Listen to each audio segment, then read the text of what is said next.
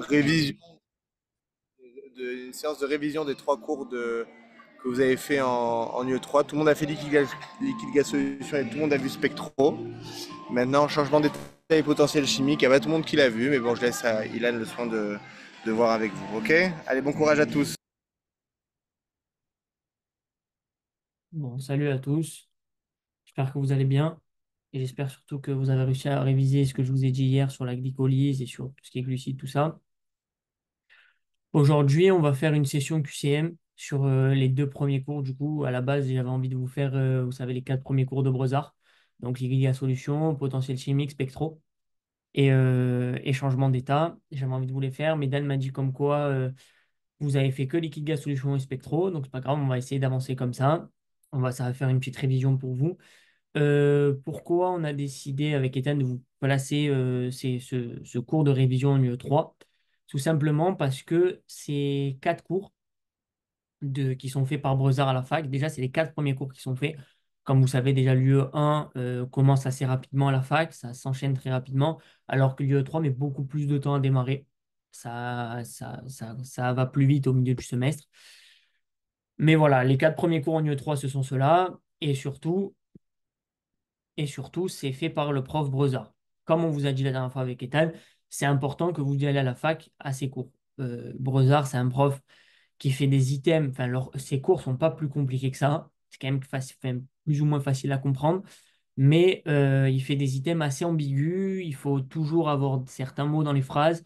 Et surtout, on ne sait pas si, on sait pas si il faut mettre vrai ou faux à ses QCM. Donc, c'est un peu difficile. Donc c'est pour ça que si vous allez à ses cours, vous pouvez lui poser un maximum de questions, lui laisser des post-it sur la table. C'est aussi un prof assez spécial aussi dans le sens où c'est possible qu'il ne réponde pas à vos questions. Donc vraiment, essayez de mettre toutes les chances de votre côté, allez poser un maximum de post-it sur sa table et vous verrez si vous répond. Mais voilà, dans l'ensemble, ces cours, c'est pas quelque chose de super compliqué.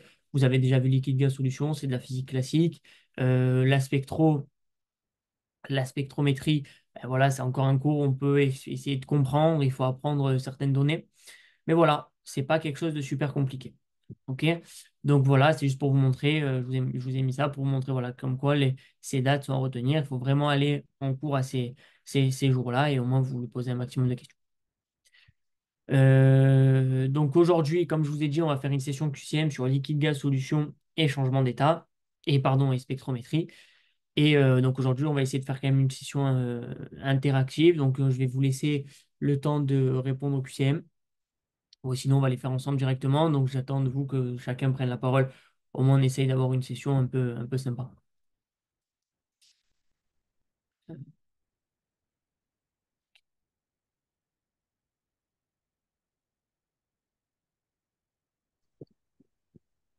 voyez tous le QCM, c'est bon? Ouais. Allez, super. Donc là, on va commencer d'abord par le cours de liquide gaz solution. OK. La première question, elle est là. Vous voyez tous, c'est bon? Nickel. OK. Donc, est-ce qu'il y a quelqu'un qui veut se lancer sur la première question? Vas-y, Bilal. Du coup, parmi les propositions suivantes, alors, il est indispensable de préciser la température et la pression pour définir un état dans la matière, un état de la matière dans un contexte physique. Je dirais que celle-là, elle est vraie. Ok, très bien. Pourquoi elle est vraie? Parce que c'est vrai. Non, parce que surtout Bah, le prof, moi, le prof, moi, je prends un exemple concret. L'eau en ouais, montagne, elle bout plus vite parce que la pression elle est différente. très bien. Après, la température de changement d'état de l'eau, on sait tous que c'est 100 degrés pour passer de l'état liquide à gazeux. Ok, très bien. Et de l'état liquide à solide, c'est 0 degré. Mais du coup, Ouais. encore une fois, en fonction de la température et de la pression, l'état il change en fonction de. En fait, c'est le Ok, phénomène physique par rapport ok, à l'élément qu'on étudie. ok, très bien. Vraiment, tu as bien détaillé, c'est top. Surtout que le prof le précise lui-même. il le dit dans une phrase de son cours, il dit comme quoi enfin, c'est pas quelque chose de physique si on ne précise pas la température et la pression. Donc, je vous ai mis ce premier item parce que, voilà, dès que vous voyez quelque chose où il n'y a pas marqué la température et la pression, vraiment, il faut vraiment le mettre faux directement, c'est qu'il insiste dessus. OK? Continue, Bilal. Tu fais la question entière. Un même corps pur ne peut pas exister sous différentes phases sans modification physique. Euh, alors déjà, moi, un truc que je comprends pas trop, c'est quoi sous différentes phases? Les phases liquides, solides et gazeuses. Ah, ok, ok, ok. Quand on parle de phase, c'est vraiment ces trois états de la matière, hein. Ok, ok, ok. Parce que, ouais, il aurait fallu. Enfin, moi j'aurais compris avec état, mais phase, j'avais pas trop compris. Ouais, Bon, bah, c'est bon. enfin, pourquoi j'ai mis phase? Parce qu'on parle de diagramme de phase aussi dans le cours. Bah, du coup, c'est faux, hein. Ça veut pas dire que l'eau, elle passe de l'état liquide à gazeux, qu'il y a eu un changement, un changement physique, un changement chimique. Voilà, c'est ça. C'est-à-dire qu'en gros, on a réussi, par exemple, en prenant une même formule chimique, donc l'H2O, parce que tu prends l'exemple de l'eau, on n'a pas eu besoin de rajouter des atomes, donc de modifier la formule chimique pour qu'elle puisse changer de phase, donc changer d'état. Donc très bien. Donc la question B, elle est fausse. OK? Les états condensés sont ceux dont les particules sont densément regroupées, comme les liquides et les solides. Euh, En soi, moi, en fait, là, elle est fausse. Moi, tu Si aurais le, dit quoi? si- S'il y aurait eu juste solide, ça aurait été bon. Donc pour toi, les liquides, ils sont pas denses, Non, ils sont pas condensés. non. Alors, je te pose une question. Quand tu regardes enfin, de l'eau à l'état gazeux, je suis entièrement d'accord avec toi. Tu le vois pas. Les particules d'eau se dispersent enfin, dans l'espace où tu es. Mais le liquide, si tu le laisses dans un verre, est-ce que les particules d'eau vont se déplacer? Si tu le laisses dans un verre, est-ce qu'ils vont aller en dehors du verre? Bah, en fait, ça prend la forme du récipient. Voilà. Donc, mais ça reste condensé. Si tu veux, Ouais, ça reste dans ton verre. Lorsqu'on parle d'état condensé, si tu veux, c'est quand est-ce que les particules d'eau se délient les unes des autres. Dans l'état solide, on sait bien que toutes les particules d'eau sont solidifiées les unes aux autres. Dans l'état liquide, les particules d'eau ne sont pas condensées, enfin, ne sont pas accrochées les unes aux autres, mais elles sont quand même plus ou moins proches. Alors que dans l'état gazeux, les particules sont complètement déliées. Alors, ouais, les états condensés sont ceux dont les particules sont densément regroupées comme les liquides et les solides, c'est vrai. Par opposition aux gaz qui, eux, justement, sont peu denses. OK? ok, Ils sont ok. qualifiés de non condensés. Alors là, Juste avant, j'aimerais avoir une question, s'il te plaît. dis-moi. Pourquoi quand l'état de condensation, la condensation, c'est quand on passe de l'état liquide à gazeux. Pourtant, Très tu viens de bien. me dire que le gaz, c'est pas condensé. Alors non, en fait, condensé, ça veut dire quelque chose de vraiment de solidifié. Alors que l'état de condensation, c'est quand on passe de l'état liquide à gazeux. C'est deux termes différents. Ah, ça n'a rien à voir. Ouais, ouais, rien à voir. Ok, bon, merci. Mais Bon, je comprends pas trop la question C parce que moi, du coup, j'aurais mis faux et j'aurais mis comme les gaz et les solides. Mais je comprends, enfin, du coup, j'ai pas très bien compris ta réponse. Et non, en fait, si tu veux, justement, si tu dis comme les gaz et les solides, le gaz, ce n'est pas un état condensé. Vous avez un tableau, je crois, si j'arrive à le retrouver dans le cours, de liquide gaz solution. Vous avez justement un tableau qui vous dit si c'est condensé ou si c'est pas. Ben voilà, il est là. Je vais vous montrer. après, il faut Moi, visualiser la chose. voilà, L'état gazeux, les particules, elles se dispersent de partout. exactement l'état Alors que gazeux. Quand liquide tu et solide, regardes, voilà, c'est là. Vous le voyez ou pas? ouais. Ah, regardez. Donc, l'état solide et l'état liquide, ils sont condensés alors que le gaz, il est non condensé. Pourquoi? Quand tu vas venir faire bouillir enfin, de l'eau, le gaz qui va s'évaporer, tu ne le vois plus, toutes les particules d'eau du gaz vont se disperser dans l'espace. Donc, il n'est pas condensé. Alors que si je prends de l'eau et que je le verse dans un verre, toutes mes particules d'eau resteront condensées dans ce verre-là. OK? Tu as compris ou pas? Ouais, ouais, ouais, c'est bon, c'est bon. Du coup, elle est vraie, c'est ça? Elle est vraie. Je remets le truc. Alors, la question D. L'état gazeux se caractérise par un mouvement moléculaire aléatoire avec une grande liberté de déplacement. Moi, je dirais que c'est vrai quand même. C'est vrai. Bien sûr, dans tous les cas, dès que tu vas mettre un gaz dans une pièce, il va se déplacer dans tout l'espace de la pièce. Donc, c'est un mouvement moléculaire aléatoire et il a une liberté de déplacement. Il peut aller où il veut. OK? Alors, attends, j'ai une question ici. Euh, Shahinel, j'ai pas compris ta question. En gros, ça se disperse pas comme le gaz, quoi. C'est-à-dire, le gaz, il se disperse, oui. Je crois qu'elle repart de la question C. Non, pour la question, OK. Pour la question C, non. En fait, le gaz, si tu veux, ce qui est caractéristique du gaz, c'est lorsque il va y avoir un gaz dans une pièce, toutes les particules du gaz vont se disperser. OK? Contrairement à l'état solide et à l'état liquide, je vais vous le montrer ici. Contrairement à l'état solide et à l'état liquide, qui, eux, les particules vont quand même rester plus ou moins proches. Voilà. Hop, vous voyez, là, par exemple, l'état solide, vous voyez que toutes les particules sont condensées entre elles. OK? Elles sont toutes collées les unes aux autres. L'état liquide, moins que l'état solide, mais on voit bien que toutes les particules restent quand même plus ou moins en contact. Alors que l'état gazeux, les particules vont n'importe où et ils occupent tout l'espace. Est-ce que ça répond plus à ta question? Oui, du coup, mais c'était pour dire que comme quoi le liquide, en fait, ça se disperse pas comme le gaz, par exemple, dans un verre Ah oui, d'eau. oui, très bien, oui, c'est ça, exactement. Le Ouais, liquide, ça se disperse beaucoup moins que le gaz. Exact. ouais. Merci. Alors, on passe. La question E, du coup, Ok. Le dernier degré, non, le degré d'ordre interne est comparable entre un liquide et un solide cristallin. Euh, ouais, je dirais que c'est faux quand même. ok, très bien, pourquoi c'est faux, à ton avis? Bah en fait, là on parle du degré d'ordre interne, c'est-à-dire on parle toujours à l'échelle moléculaire là, Très bien, ouais. et du coup, en fait, d'un élément à un autre, là on a pris l'exemple de l'eau, mais d'un élément à un autre, ça ça réagit pas de la même manière à Oui, l'état moléculaire. bien sûr, mais même prends encore une fois l'exemple de l'eau. Avec l'exemple de l'eau, est-ce que le degré d'ordre interne entre un liquide et un solide, c'est le même, à ton avis? Non, C'est pas le non. même. On est d'accord. Lorsque tu vas avoir un solide, comme avec le schéma que je vous ai montré tout à l'heure, on voit que tout est figé. Ok, tout est figé, rien ne bouge. Donc le degré d'ordre interne, il est maximal, c'est très ordonné, alors que le degré d'ordre interne à l'état liquide, il est beaucoup plus faible parce que les particules d'eau ne sont pas liées entre elles, ne sont pas bien liées entre elles comme l'état solide. Donc le degré d'ordre interne, donc le degré d'ordre interne n'est pas comparable entre un liquide et un solide. Ok? Ok. Moi, j'ai une question. Dis-moi. Est-ce qu'il est comparable entre un liquide et un gaz, du coup, vu qu'ils sont désordonnés tous les deux? Non plus.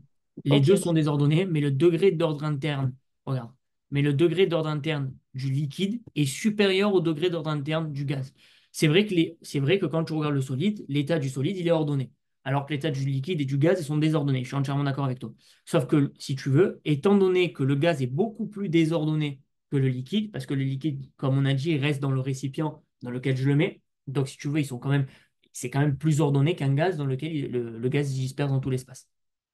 Ok, Ok? merci. Ouais.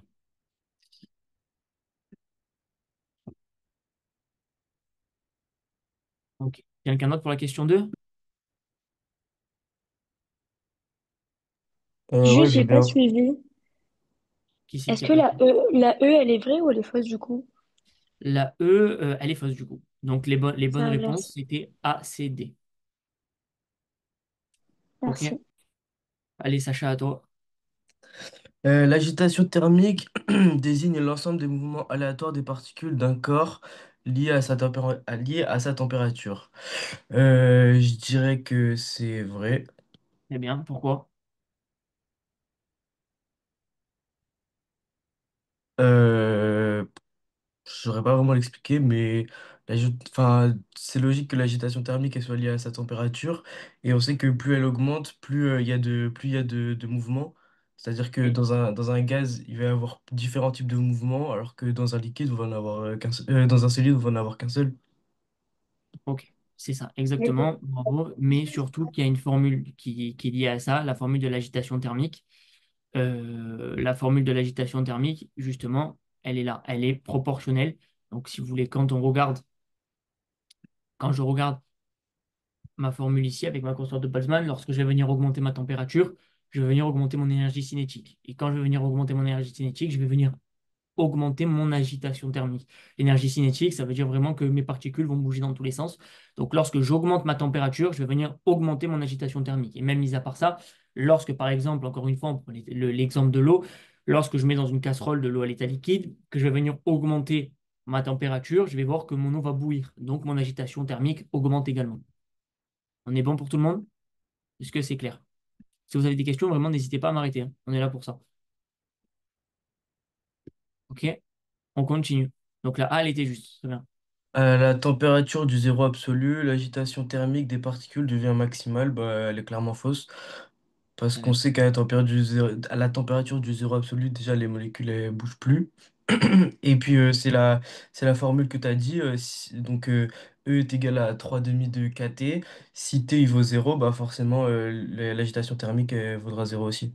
Nickel, super. C'est exactement ça. Tiens, voilà. Quand vraiment on a des items comme ça, dans le cours, il y a des formules. Vraiment, regardez vos formules. Vous savez que vous ne pouvez pas le sortir. Ça, vous allez à la rigueur. L'agitation thermique, vous prenez l'exemple de l'eau, donc vous arrivez allez, à réfléchir logiquement. Mais dans vos cours, il y a des formules. Donc E est égal à 3,5 kT. Quand vous prenez votre formule, avec la température, vous regardez tout simplement que si je suis à la température du zéro absolu, forcément, mon produit sera nul. Donc 3,5 de K, le K c'est la constante de Boltzmann, fois zéro, ça donnera l'énergie cinétique nulle, donc l'agitation thermique est égale à zéro. Très bien. Le zéro absolu, c'est à 273 degrés. Non, moins 273 degrés. Ouais, moins Ouais, 273. très bien. Sauf que dans ces formules-là, quand on parle en physique, en tout cas dans ce cours-là, les formules sont exprimées en Kelvin. La température, pardon, est exprimée en Kelvin. Ouais, Donc, quand tu vas venir parler de température, tu vas venir parler du zéro absolu, donc le zéro Kelvin, pas le 0 degré Celsius. ok, ok. OK? Vas-y, Sacha, encore à toi. Ouais, dans un solide, les atomes restent fixés à leur place et ne peuvent effectuer aucun type de mouvement. Je dirais qu'il est fausse parce que les solides, ils effectuent un mouvement vibrationnel. Très bien, Même si c'est exactement. à très petite échelle, il y a des vibrations quand même. Exactement. Alors, je vais essayer de retrouver ça dans le cours, je vous montre. Pour ceux qui ne savent pas de quoi on parle, là, ici, on a trois types de mouvements. OK? On a un mouvement de translation, un mouvement de rotation et un mouvement de vibration. La translation va se déplacer de manière horizontale, et alors que la rotation, la particule va tourner sur elle-même, et la vibration, elle va juste vibrer sur elle-même. Dans le cas des liquides et des gaz, ils effectuent les trois, parce qu'ils sont plus ou moins libres. Alors que dans le cas d'un solide, quand je regarde mon schéma juste là, c'est plus haut, le schéma juste ici, je vois que mon solide, il ne peut pas effectuer de translation, il ne peut pas effectuer de rotation, il est figé. Cependant, les particules d'eau, on prend encore une fois l'exemple de l'eau, les particules d'eau dans le solide vont venir vibrer sur elles-mêmes. Donc, quand dans l'item on dit dans un solide, les atomes restent fixés à leur place et ne peuvent effectuer aucun type de mouvement, c'est faux, parce qu'ils effectuent quand même le mouvement de vibration. Alors certes, ils n'effectuent pas les trois mouvements, la rotation et la translation, mais ils effectuent la vibration, donc on ne peut pas dire que la C est vraie. Donc c'est bien, la C est bien fausse. Bravo, Sacha. À toi encore, ton Romain QCM. La température moyenne d'un gaz est directement liée à la vitesse moyenne des molécules qui le composent. Euh, Celle-là, je dirais vrai aussi parce que avec la formule E est égal à 3,5 de kT, on sait que E, on peut aussi le relier à le théorème de l'énergie cinétique, 1,5 de mv carré. Donc en reliant les deux formules, on peut trouver un lien entre la vitesse moyenne et la température. C'est top. Très bien, bravo, c'est exactement ça. Lorsque, je vais encore vous rediffuser le cours, lorsque on a ma constante de Boltzmann, E est égale à 3,5 de kT, j'ai bien une formule qui est avant, juste là, avec l'énergie cinétique moyenne, donc E est égal à 1,5 de mv carré. Donc bien sûr que je peux venir relier donc, la température moyenne d'un gaz à la vitesse moyenne des molécules qui le composent. Très bien, donc pour l'instant, on a A et D de juste. Euh, Et la E, L'agitation thermique tend à désorganiser la matière et à la faire passer d'un état ordonné vers un état plus désordonné. C'est vrai, puisque très bien. les molécules qui possèdent une plus grande agitation thermique, ça va être par exemple les gaz, et on sait qu'elles sont désordonnées par rapport au solide ou au liquide. C'est exactement ça. Et surtout, l'agitation thermique, ça tend vraiment à déstabiliser les structures ordonnées. Ça augmente le désordre. Lorsque je vais vraiment, genre par exemple dans un solide, s'il va y avoir de l'agitation thermique, ça va venir désorganiser mon solide et me le transformer en quelque chose de moins organisé. Donc vraiment, l'agitation thermique, ça vient à désorganiser la matière. C'est vraiment là pour passer d'un état ordonné à un état désordonné. C'est exactement ça. Très bien. Bravo. Donc les bonnes réponses étaient A, D, E. La question 3. Qui c'est qui se semble le faire?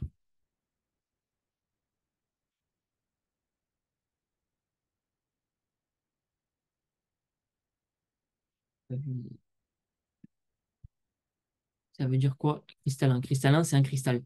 En gros, je ne sais pas si vous l'avez vu au lycée déjà, quand on parle de cristal, quelque chose de cristallin, c'est quelque chose qui est très très ordonné, quelque chose de bien ordonné. Alors que contrairement à quelque chose de amorphe, par exemple, on a deux types de solides.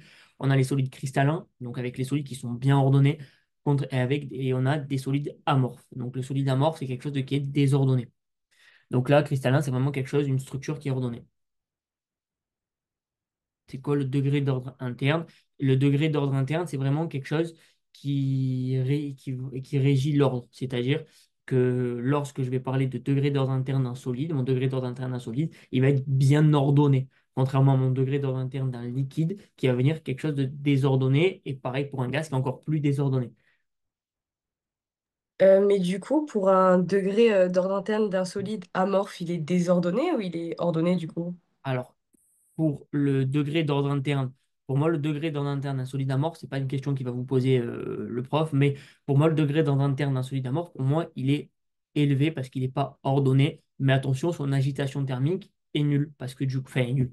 Elle est égale uniquement à la vibration parce que tout simplement, ça bouge pas dans un solide, malgré que ce soit désordonné. Allez, qui c'est qui fait la question 3, s'il vous plaît?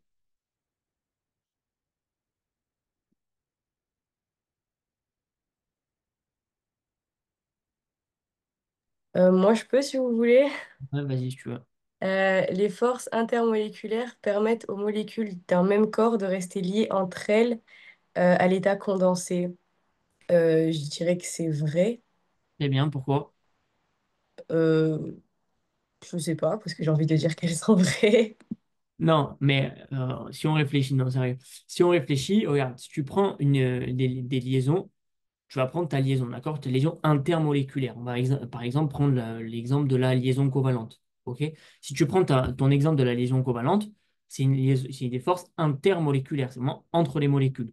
Ça permet au corps de rester lié entre elles, à l'état condensé. Si tu veux, lorsque tu vas avoir des forces intermoléculaires, ça va venir vraiment essayer de les rapprocher. Donc, ça permet quand même d'avoir quelque chose de condensé. OK? D'avoir des molécules qui restent quand même proches entre elles. OK? Donc, c'est bien vrai, tu as raison. Ok. Tu as raison. Les interactions de Van der Waals sont toujours répulsives car elles s'opposent au rapprochement des molécules. C'est faux, non? Pourquoi? Parce que j'ai vu dans un QCM que enfin, les interactions de Van der Waals, elles étaient plus fortes que elles étaient moins fortes que les liaisons d'hydrogène, je crois, je sais plus. Non. Mais je l'ai pas vu dans le cours, ça. Non, mais surtout, si tu veux, les interactions de Van der Waals sont toujours répulsives. C'est faux, les interactions de Van der Waals, c'est quelque chose d'attractif. Les interactions de Van der Waals, c'est vraiment quelque chose d'attractif. Alors, justement, donc, elles s'opposent pas au rapprochement des molécules. Justement, elles permettent le rapprochement des molécules. Ok. Ok, Euh, la distance d'équilibre entre deux particules correspond à la distance pour laquelle les forces d'attraction et de répulsion se compensent. Je dirais que c'est vrai, parce que très du bien. coup, si ça s'attire et que ça se répulse, ça forme un équilibre. C'est comme les réactions qui font dans un sens et dans l'autre. Exactement. La distance d'équilibre, ce qu'on appelle la dx, c'est le point où les forces de répulsion et les forces d'attraction se compensent. C'est exactement ça, bravo. Donc la C, elle est juste. La A et la C, elles sont justes. La D, Euh, quand deux molécules sont très proches, les forces de répulsion deviennent très importantes. C'est faux, non? Pourquoi? Ben, parce qu'elles, si elles sont très proches, c'est qu'elles sont attirées l'une vers l'autre. Et justement, en gros, quand on revient à la question C, on a une distance d'équilibre. C'est-à-dire que au plus les molécules seront proches, au plus il va y avoir une force de répulsion. Au plus les molécules seront loin, au plus il y aura une force d'attraction. Ok, donc ça veut rétablir l'équilibre en fait. Exactement. En gros, donc si tu veux, si les molécules sont trop proches, il va y avoir une force de répulsion pour pouvoir retourner à ce dééquilibre. Ok. Donc elle est Elle est vraie. vraie. Ok. Une molécule apolaire ne peut établir aucun type d'interaction intermoléculaire. Euh, c'est c'est faux Pourquoi? Très bien. C'est ça. parce que même si elle est apolaire, elle peut quand même faire des liaisons intermoléculaires. Ça reste une molécule, non? Exactement, très bien. Surtout que dans le cours, on vous dit qu'il y a des liaisons polaires-polaires, des liaisons polaires-apolaires et des liaisons apolaires-apolaires. Donc une molécule apolaire peut bien établir un type d'interaction intermoléculaire. Très bien, c'est ça. J'ai Donc une question. la bonne réponse était ACD. Dis-moi. Est-ce que quand on dit les forces de Van der Waals, est-ce qu'on dit polaire, polaire, polaire apolaire et apolaire apolaire, ça correspond au truc de London, Kisom et Dubaï? Ouais, ouais, exactement. Ça y ressemble, sauf que ça, c'est en UE1. Ah ok. Mais donc pas besoin, enfin pas besoin Non, non, en de. gros, si tu veux, quand tu as dans un cours certains noms, tu n'as pas besoin de faire. Par contre, oui, tu peux le noter, parce que ça, faut pas que tu te trompes. S'il y a des lois qui changent ou quoi, ça faut que tu le notes. Mais tu n'as pas besoin, en gros, si tu veux, de te dire, enfin, d'apprendre dans ce cours-là, en tout cas, qu'il s'agit de tel nom et de tel nom de qui sommes, de London, tout ça. Ok, ok, merci. Par contre, il faut que tu le connaisses pour l'UE1, ça oui. Ça, c'est Ouais, ouais, important. ok, ça va. Pourquoi ce ne serait pas des forces intra plutôt que interpolaires? Les forces intermoléculaires permettent aux molécules d'un même corps de rester liées. Parce qu'en fait, si tu veux, les forces intramoléculaires, ça permet aussi de rester condensé. Mais il y a les deux, il y a les forces intramoléculaires et les forces intermoléculaires. Les forces intramoléculaires permettent aussi aux molécules d'un même corps de rester liées. Exactement. Donc la bonne réponse pour la question 3, c'était ACD. La 4, qui c'est qui veut se lancer? Et si vous avez des questions, surtout n'hésitez pas à m'arrêter.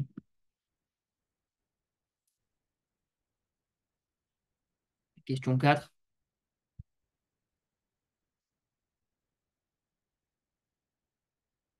J'ai le premier item, vous répondez. Une liaison hydrogène se forme entre un atome hydrogène lié à un atome très électronégatif et un autre atome porteur d'un doublet non liant. Est-ce que c'est vrai ou c'est faux?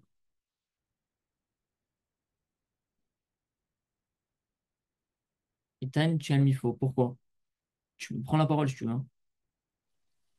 Bah moi, je dirais faux parce que c'est pas obligé que qu'il y ait un doublé non liant, par Alors, exemple sur un carbone. oui, mais justement, alors si tu veux, quand tu as une liaison hydrogène, C'est entre ça, deux molécules et pas entre une molécule et un atome, non? alors si une liaison hydrogène, c'est entre un atome d'hydrogène et un atome très électronégatif. Si tu veux, tu vas avoir une liaison hydrogène entre un hydrogène et un fluor, un hydrogène et un oxygène, un hydrogène et un azote. Ce qui permet cette liaison hydrogène-là, c'est justement que l'autre atome, à part l'hydrogène, il soit porteur d'un doublet non liant. Donc s'il n'y a pas de doublet non liant, il ne peut pas effectuer ce qu'on appelle une liaison hydrogène.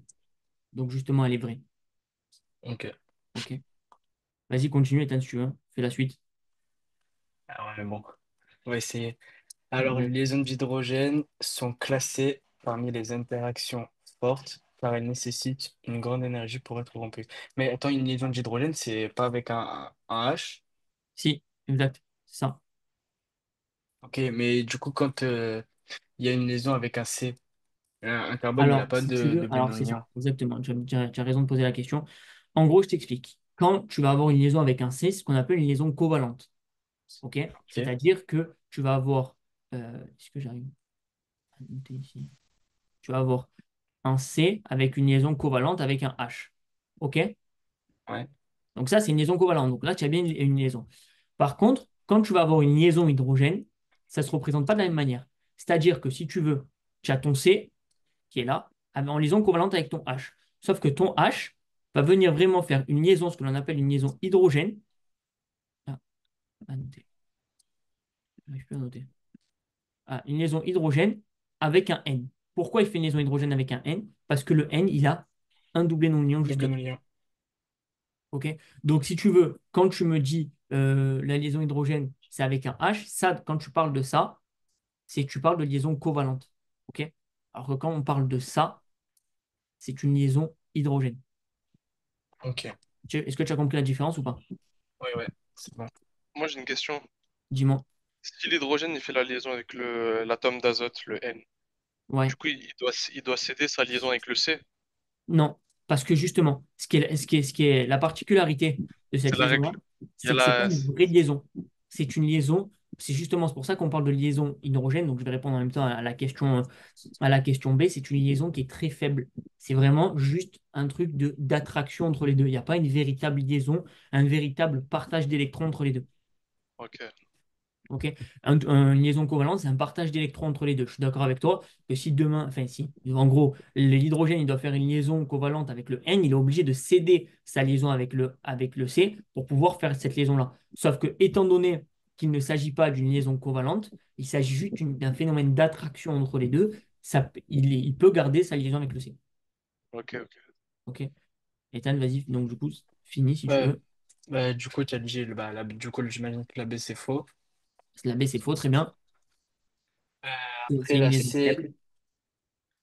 la présence de liaisons d'hydrogène dans l'eau explique pourquoi ces températures de fusion et de vaporisation sont anormalement élevées. Euh, En fait, je vois pas ce qui foutrait, enfin, ce qui fait un N dans l'eau. Ah, mais Non, attends, pas forcément un N. Là, pour le coup, ouais, en gros, ça vas-y. marche pour le O aussi, parce qu'il a deux doublés non liants. Exactement, ça marche pour le O. Ça marche avec tous les atomes qui sont très électronégatifs et qui ont des doublés non liants. Là, je t'ai donné l'exemple du N, je pourrais te donner l'exemple du O, je peux même te donner l'exemple du fluor, parce qu'il y en a trois. Donc, c'est vraiment en fonction des doublés non liants. Ah, ok. Bah, du coup, je mettrais que c'est vrai. Très bien, exactement. Bravo. Ok, donc la D, La D, les liaisons d'hydrogène permettent aux molécules d'eau liquide de former un réseau cohésif qui reste structuré même à l'état liquide. C'est quoi un réseau cohésif? quelque chose qui reste, une cohésion qui reste ensemble, genre. Ah, la question, former une molécule d'eau liquide. Entendu, tu as répondu? Moi, je dirais que c'est faux, puisque à l'état liquide, c'est pas structuré, c'est à l'état solide. C'est vrai que c'est pas structuré, je suis d'accord avec toi. Si dans la phrase il y avait marqué permettre d'avoir un réseau qui est ordonné, tu aurais mis faux, je suis entièrement d'accord avec toi. Par contre, quand tu regardes le cours de liquide gaz solution, je te remontre encore une fois ce schéma, juste là, tu vois quand même que les particules d'eau, elles ne sont pas ordonnées comme le solide, mais comme on a dit tout à l'heure, le liquide, ça reste quand même quelque chose de cohésif. Je vide de l'eau dans un verre, ça restera toujours dans le verre. L'eau ne bougera pas dans le verre. Contrairement au gaz. Donc, justement, donc là, les liaisons hydrogènes permettent quand même au liquide d'avoir un réseau cohésif. Ok. OK? Donc, la D, elle est vraie. Et la E, du coup, La E, une liaison d'hydrogène peut exister entre une molécule d'eau et une molécule d'éthanol. Euh,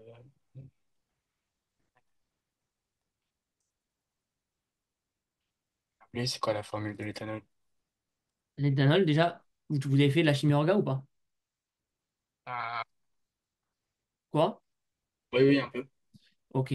Donc, c'est quoi la particularité des fonctions alcool? Ça finit par quoi? Ça Ils finit ont par une ol. liaison OH. Voilà, très bien, ça finit par ol, donc c'est alcool. Donc, il y a une liaison OH. À ton avis, du coup, est-ce qu'une liaison hydrogène peut exister entre une molécule d'eau et une molécule d'éthanol? Non, enfin, je sais pas. Et pourquoi? S'il y a un OH, il y a un O dedans. Parce que dans l'eau, c'est H2O. Très Et bien. du coup, le O, il remplit déjà ses liaisons avec les deux H. Et il a deux doublés non liants. Ok, alors attends, je vais te montrer. Hop. Je suis d'accord avec toi. Maintenant, regarde, je vais te montrer comme ça. Si je décide de dessiner ma molécule d'H2O comme ça, ok? Tac, je dessine très mal. Hop, hop. J'ai ma molécule d'éthanol, ok? Mon OH ici, avec toute la, le reste avec les carbones, etc., etc. Mon atome d'hydrogène ici peut faire une liaison hydrogène avec mon O, parce qu'il a deux doublés non liants. Encore une fois, les liaisons covalentes qui sont situées ici et ici n'ont rien à voir avec mes liaisons hydrogènes. Il peut avoir, par exemple, le carbone peut avoir ses quatre liaisons d'occupés. S'il y a un hydrogène et qu'il y a une molécule d'éthanol, et s'il y a un hydrogène et qu'il y a une molécule d'éthanol qui s'approche, hop, hop, il peut y avoir une liaison hydrogène entre les deux. Est-ce que tu as Ouais, compris ouais, la je vois. différence? Ouais. Sur, vraiment, c'est important. Normalement, c'est Vous bon. avez vraiment compris la différence ou pas?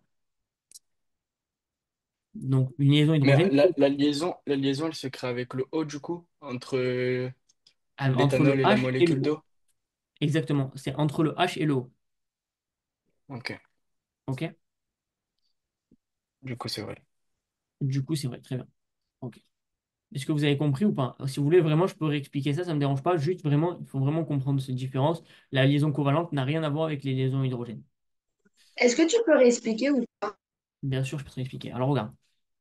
Je t'explique. Tcha, je galère à chaque fois à dessiner. Ah, c'est bon. Donc, en gros, tu as une molécule d'eau, OK? Tu as ton doublé non liant qui est ici. Donc, il fait deux liaisons déjà avec l'hydrogène. On est d'accord ou pas? Maintenant, oui. tu vas avoir une molécule d'éthanol. Donc, ton O est déjà lié à ton H. Le reste du O, sa deuxième liaison, elle est liée à la chaîne carbonée, ou R. Elle, c'est R, c'est la chaîne carbonée. Donc, si tu veux, tu vas avoir une liaison hydrogène qui va venir s'établir entre le H et le O. Ce qui permet ça, c'est mes doublés non liants. C'est grâce aux doublés non liants et grâce au H que je vais venir avoir une attraction, donc une force qui s'opère entre le H et les doublés non liants. Donc là, dans ce cas-là, on a le O, on peut parler du fluor, on peut parler de l'azote, on peut parler de plein d'atomes qui ont des doublés non liants. OK? Et il faut qu'ils soient bien sûr très électronégatifs. Il y a besoin de un ou plusieurs doublés non liants. On peut en avoir un un. seul, je Parfois, crois? on en a deux. On en a deux, mais on peut avoir un N. Par exemple, il y a un seul doublé non liant et ça fait une liaison hydrogène aussi. Ok, c'est vrai. Merci. Est-ce que c'est clair pour vous ou pas? Moi, ouais. Sûr? Je sais plus qui c'est qui m'a posé la question. Shainé, je crois. Est-ce que c'est bon?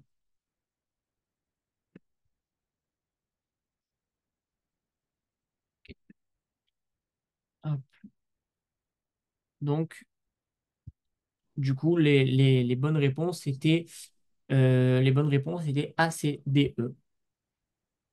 Tu peux expliquer pourquoi la A elle est vraie finalement? Je crois que j'ai pas bien compris. Une liaison hydrogène se forme entre un atome d'hydrogène lié à un atome très électronégatif et un autre atome porteur d'un autre doublé non liant. Si tu veux, tu vas avoir la liaison entre un hydrogène et un atome très électronégatif qui est un doublé non liant. Donc la A, elle est vraie, c'est ce que j'ai expliqué avec la liaison hydrogène. Ok.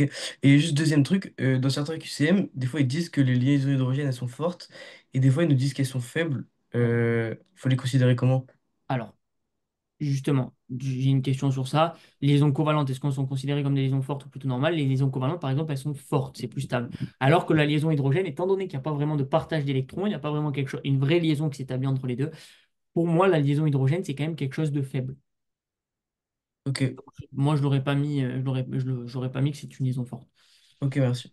Et il y a Pour la quelqu'un A, qui a une question sur Van der Waals.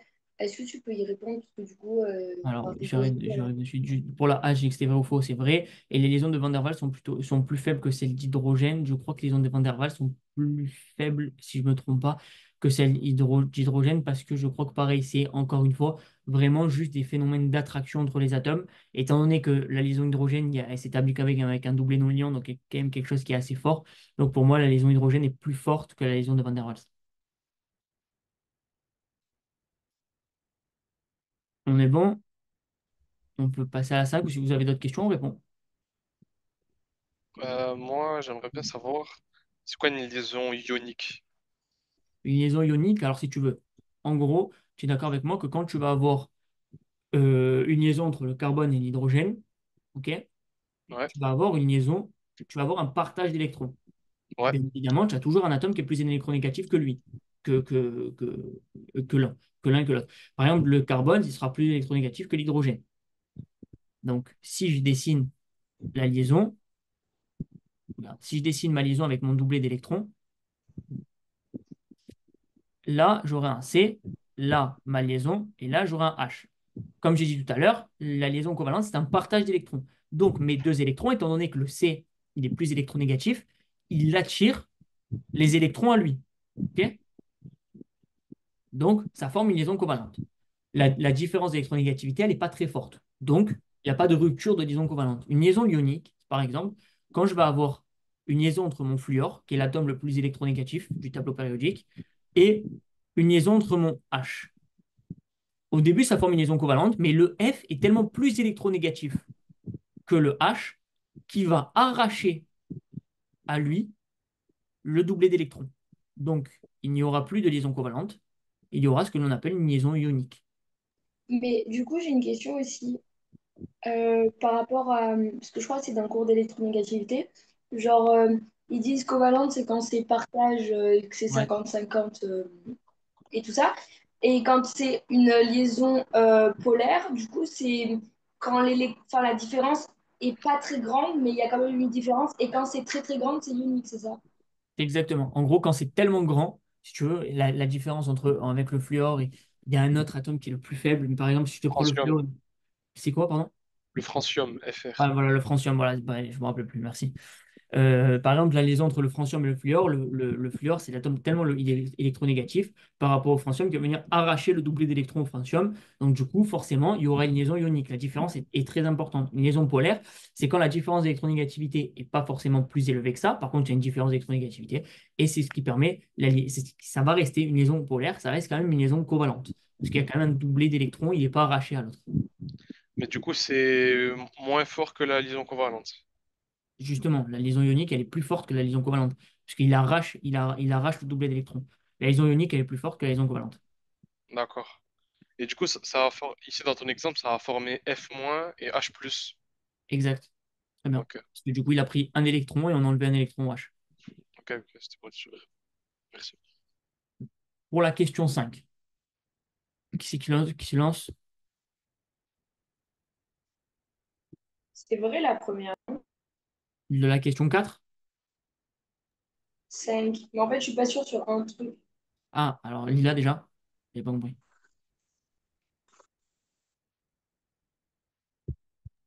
J'ai pas entendu.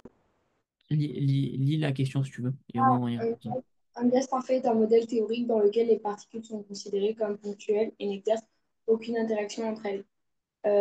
Je sais qu'elles exercent aucune interaction entre elles. Par contre, ponctuelles, enfin, je me rappelle plus trop. Mais du En coup, je gros, sais. Enfin, moi, je dirais que c'est vrai, mais je sais pas trop du coup.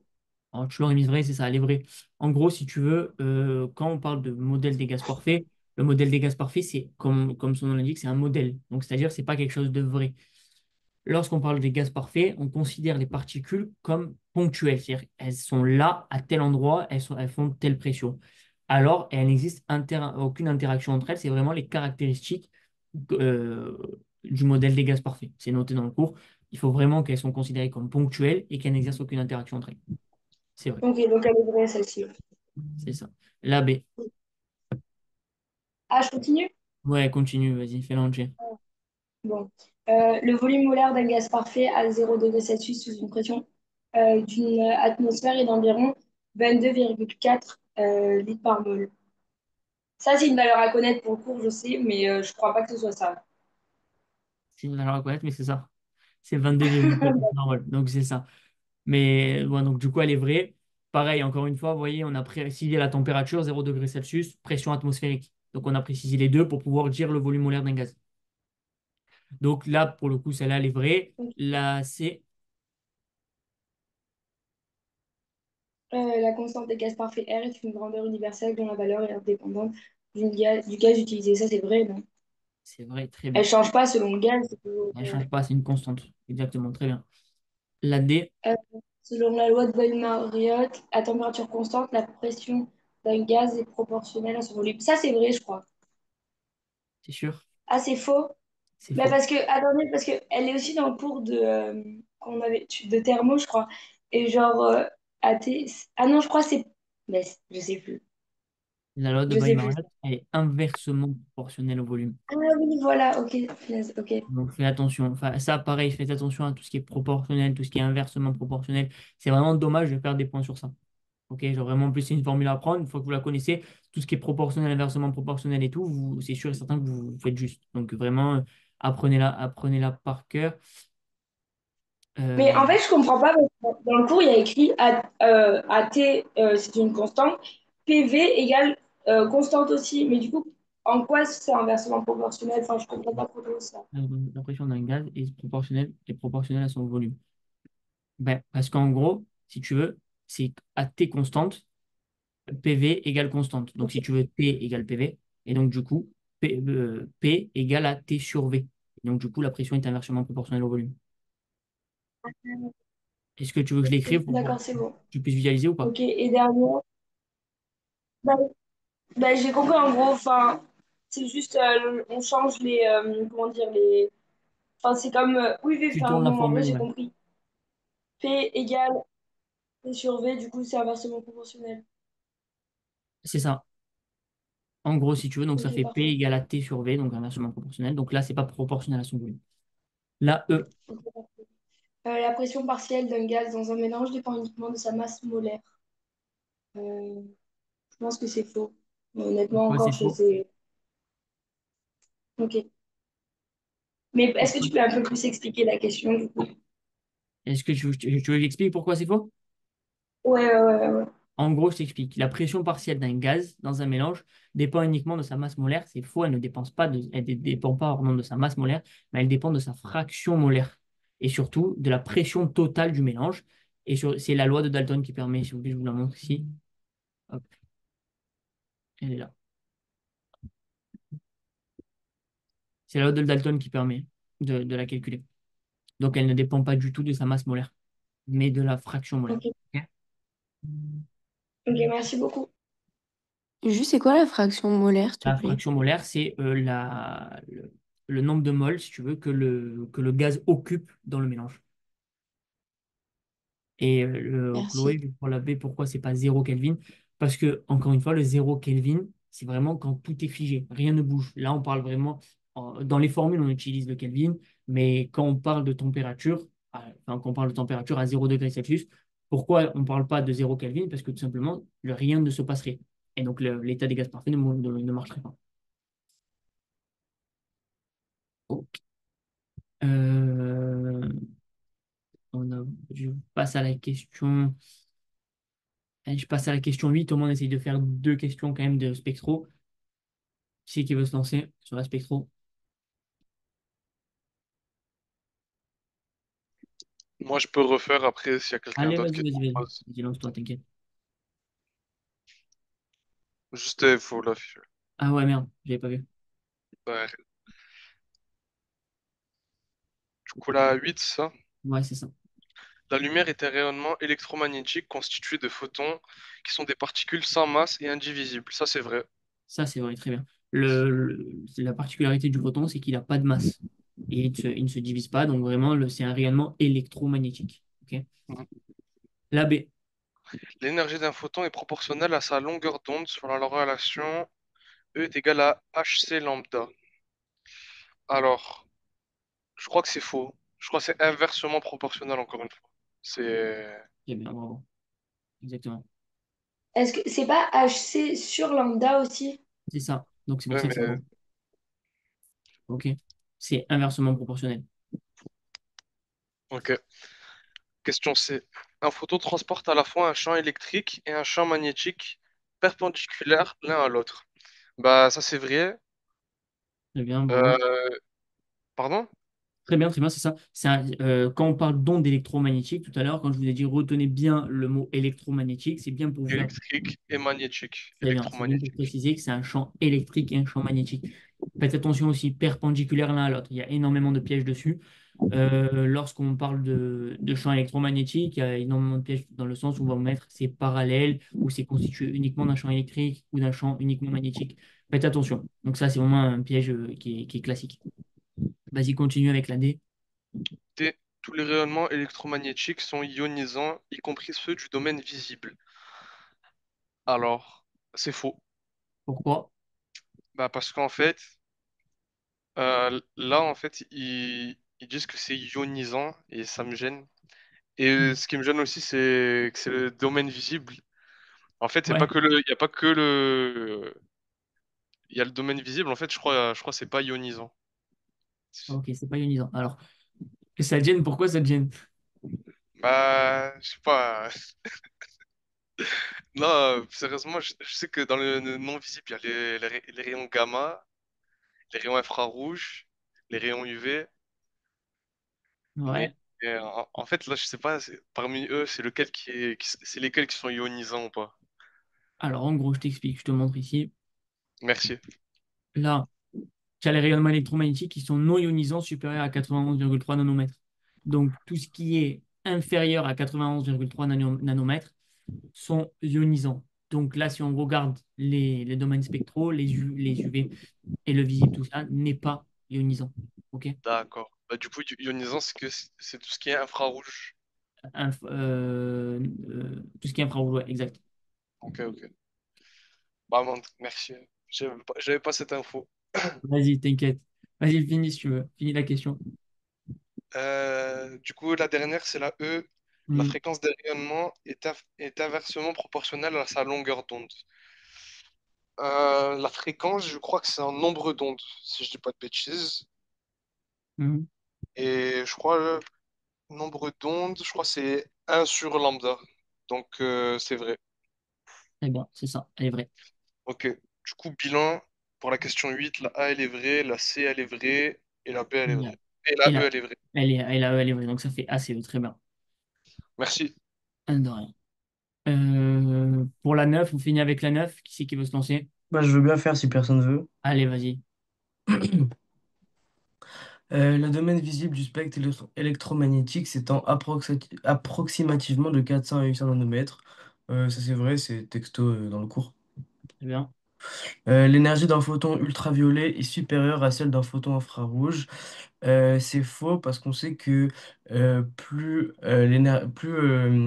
la longueur d'onde elle est faible, plus l'énergie est élevée. Et on sait que la longueur d'onde des ultraviolets elle est inférieure à celle des infrarouges. Donc l'énergie des ultraviolets elle sera supérieure à l'énergie des infrarouges.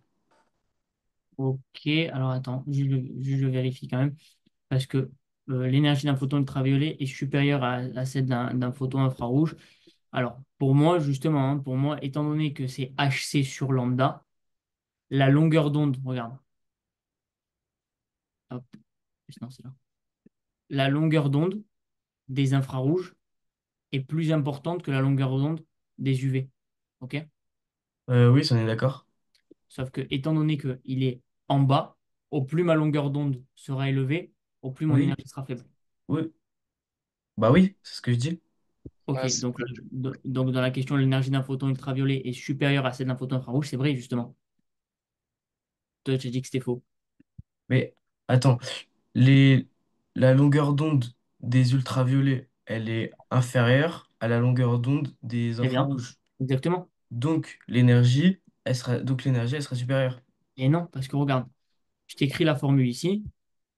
Si je t'ai- là. E est égal à hc sur lambda? Voilà, E est égal H, C, ouais, j'écris, j'arrive pas à écrire, sur lambda.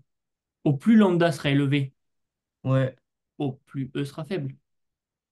oui, on est d'accord. Mais là, Donc, du coup... la Ah, pardon. longueur d'onde des infrarouges est plus élevée que la longueur d'onde des UV. Bah, la longueur d'onde des infrarouges, elle est plus grande que celle des UV. Très bien. Donc, si elle est plus grande, mon énergie est plus faible. Oui. Donc l'énergie Ah, bah, des du coup, la B, ultraviolets. elle est juste. Oui, la B, elle est juste. Ah bah j'ai dit que c'était faux dans mon Ouais, c'est raisonnement. pour ça que je t'ai dit que c'était faux. Ah Ouais, bah c'est là, ok, ça. ok, bah autant pour moi, c'est moi alors. Ouais, c'est ça. Allez, continue. Un photon. Euh, un photon de 300 nanomètres transporte plus d'énergie qu'un photon de 600 nanomètres. Bah, du coup, c'est ce qu'on vient de dire. Elle est vraie. Exactement. Très bien. La D. Les photons infrarouges ont une fréquence plus élevée que les photons... que les... Pardon. J'ai- Les photons infrarouges ont une fréquence plus élevée que les photons UV. Bah là, il y a une formule, c'est la fréquence, c'est C sur lambda.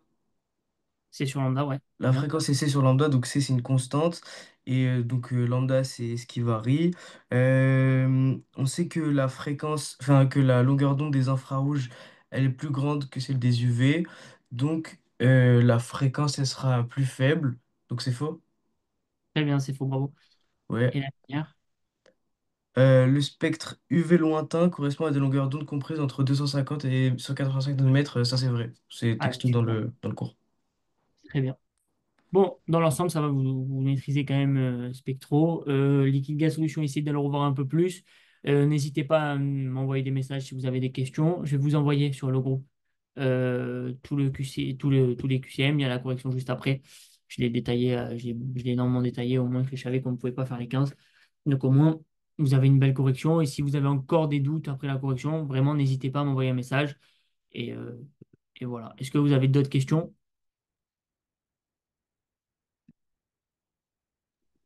Ah, Est-ce que... Ah bah vas-y, vas-y. non, bah, bon, juste une question. Objectif pass, tu penses on prend quand? C'est aucun rapport, mais genre, parce que les QCM de Dan, on a peu des fois. Et du coup, je sais pas où les trouver tous. Tu peux lui envoyer un message, tu lui envoies un message et aussi tu lui envoies un message et il t'en envoie. Et sinon, tu penses que, genre, là, enfin, ce serait cool de le prendre pour la semaine prochaine? C'est la rentrée, c'est quand même dans longtemps. Si vraiment tu es à court de QCM après avoir demandé à Dan, tu peux le prendre. Mais vraiment, Ok, tu n'es pas d'accord. prêté, quoi. Moi, je te conseille de prendre avant, c'est moins cher. Ouais, skip avant avant le 3 septembre. Ça, je Ouais. sais pas. Et Honnêtement, je si sais pas. vraiment, vraiment, tu veux faire le rat et tu n'as pas envie de débourser environ 400 euros, tu vas sur Vitamine, ça coûte 25 euros, tu as toutes les annales et tous les QCM. Ok, bah, merci beaucoup en tout cas. Rien, je t'en prie. Ouais, Bilal, vas-y, pose-moi ta question. Merci, le boss. Plus sérieusement, il y avait une question où on parlait des gaz parfaits. Ouais, Et il y avait un terme, attends, je crois que c'était... Ça te dérange pas de redescendre? je crois que c'est là, non? C'est exactement ça, c'est ponctuel. Moi, je comprends pas. En gros, C'est-à-dire ponctuel. en gros, quand on considère, quand on parle d'une particule, c'est vraiment quelque chose qui bouge, quelque chose qui varie. Quelque chose de ponctuel, c'est vraiment quelque chose de fixe. Ouais, Quand on parle de modèle de gaz parfait, c'est qu'on ne veut pas prendre en compte le changement de pression, on ne veut pas prendre en compte le changement de température. Il y a plein de choses. Il y a une formule aussi qui parle des gaz réels et on voit que ça change. Donc, quand on parle de gaz parfait, c'est vraiment qu'on considère quelque chose de ponctuel, quelque chose de fixe. d'accord. OK? Mais on est d'accord, les gaz parfaits, c'est le modèle de... Enfin, moi, j'ai appris ça, c'est le modèle de tous les autres atomes. Exact, ouais, ouais. C'est ça, mais Vu qu'ils... il faut qu'il y ait ces deux, il faut qu'il y ait ces deux critères qui soient considérés comme ponctuels et qui n'exercent aucune interaction entre eux. Ok, ça va. Merci. OK? Avec C'est plaisir. c'est tout. Merci, Est-ce qu'il y le a, prof. est-ce qu'il y a d'autres questions ou pas? Moi, j'ai une question. Non, dis-moi. Euh, j'ai pas compris parce que du coup, tu as expliqué pour la loi de de Bailo-Mariotte, Hmm. mais j'ai pas compris pourquoi sur notre cours, il y a marqué que à température constante, euh, c'est égal à P fois V et c'est constant, et là on dit que alors que c'est inversement proportionnel. Alors, attends, déjà, je vais te montrer le cours et tu vas comprendre pourquoi je te dis ça. C'est quand tu manipules la formule, genre, comme Alors n là, égale n sur grand M. là, si je te montre la formule, Boy-Mariotte, T égale constante et PV égale constante. OK? Tu es d'accord avec moi?